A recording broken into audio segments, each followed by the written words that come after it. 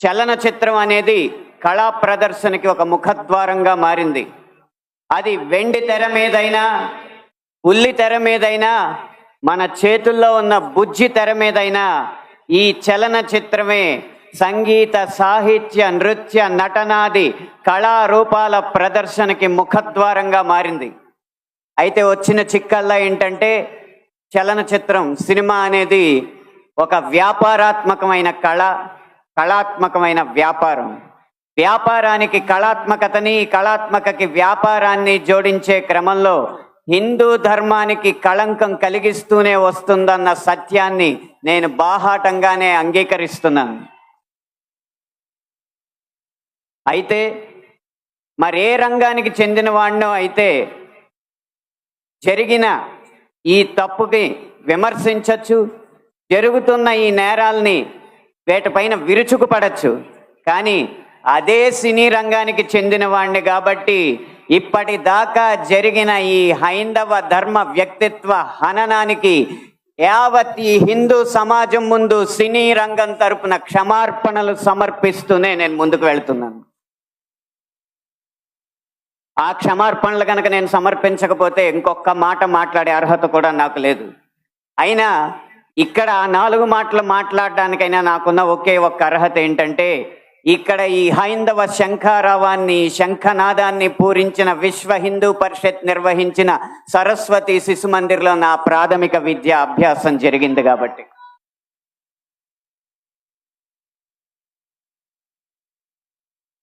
సినిమాల్లో హైందవ ధర్మం మీద దాడి ఎలా జరుగుతుంది, హైందవ ధర్మ హననం ఎలా జరుగుతుంది అనేది ఒక 3 కోణాల్లో 3-4 ఉదాహరణలో క్లుప్తంగా విభజించి వివరించే ప్రయత్నం చేస్తాను.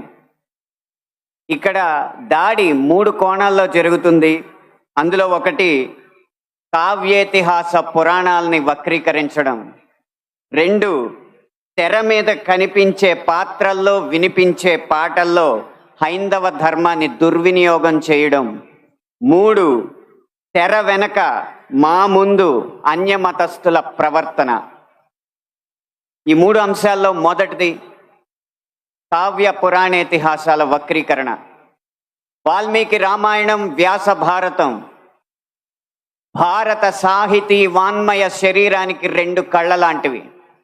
కానీ అదే వ్యాస భారతాన్ని, అదే వాల్మీకి రామాయణాన్ని వినోదం కోసం వక్రీకరించిన సందర్భాలు కోకొల్లలు.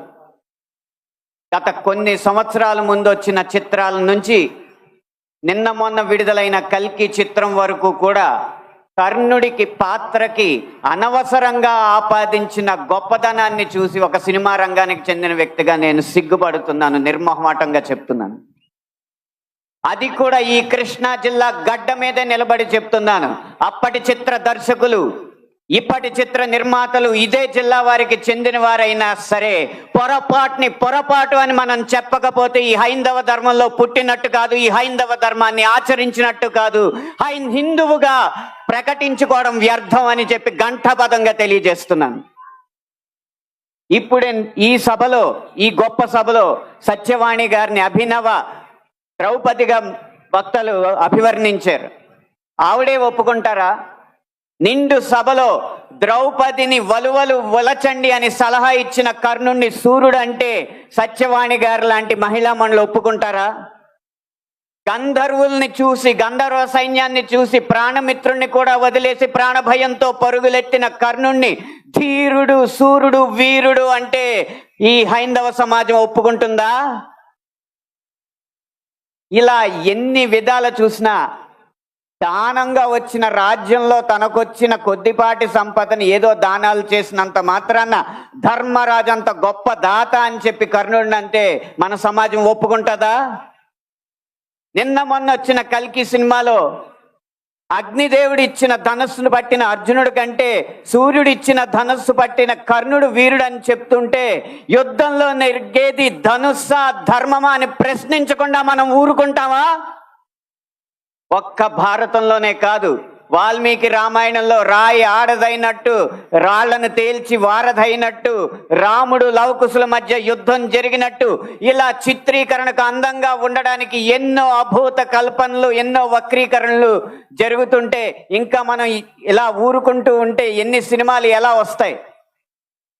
ఒక్క వక్రీకరణే కాదు, చిత్రీకరణలో, గీతాలాపనలో ఎన్ని రకాల హననాలు జరిగినాయో మనం గమనిస్తూ ఉండాలి.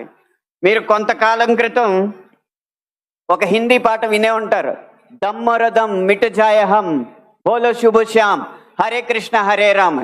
రండి దమ్ము కొడదాం, కలుసుకుందాం, శుభ సాయంత్రం చెప్పుకుందాం, తర్వాత హరే కృష్ణ హరే రామ్ అందాం. భగవత్ తత్వాన్ని, భగవద్భక్తిని జగత్ ప్రస్తుతంగా జగద్విదితం చేసిన ఇస్కాన్ వారి నినాదం హరే కృష్ణ హరే రామ్ ని ఒక ఐటమ్ సాంగ్ లో పెట్టుకుంటే ఒప్పుకుంటామా? మీ ముందు ఇప్పుడు రెండు దారులు ఉన్నాయి. కాళీ అన్న సినిమా డాక్యుమెంటరీ పోస్టర్లో కాళికా మాత సిగరెట్ కాలుస్తుంటూ ఒక పోస్టర్ వేస్తే మన ముందు రెండే దారులు ఉన్నాయి. ఒకటి నిమ్మకు నీరెత్తినట్టు కూర్చోవడం, రెండు నిగ్గదీసి నిలదీయడం. మీ దారి ఒకటా రెండా? పీకే అన్న సినిమాలో రాయి మీద పాన్ పరా కూసి అదే శివలింగం అని చెప్పి వెటకారం చేసి అన్య మతస్థుల మందిరాల్లోకి మాత్రం వెళ్లకుండా వాళ్ళు తరిమి కొట్టినట్టు తెలివిగా తప్పించుకున్నారు. అప్పుడు మన ముందు రెండే దారులు ఉన్నాయి, నిమ్మకు నీరెట్టినట్టు నుంచోవడం, నిగ్గదీసి నిలదీయడం. మీ దారి ఒకటా రెండా? కాస్మిక్ సెక్స్ అన్న సినిమాలో ఇంత అద్భుతమైన పీఠాధిపతుల ఆహార్యాన్ని అనుకరించి గురువులు, పీఠాధిపతులు వచ్చిన శిష్యురాలతో శృంగార కార్యకలాపాలు చేస్తున్నట్టు చూపెడుతున్నారు. మీ ముందు రెండే దారులు ఉన్నాయి, ఒకటి నిమ్మకు నీరెత్తినట్టు కూర్చోవడం, రెండు నిగ్గదీసి నిలదీయడం. మీ ఆప్షన్ ఒకటా రెండా? ఎంఎఫ్ హుసేన్ లాంటి చిత్ర దర్శకుడు, చిత్రకారుడు సరస్వతి, దుర్గా మాతల బొమ్మల్ని అశ్లీలంగా వేసినప్పుడు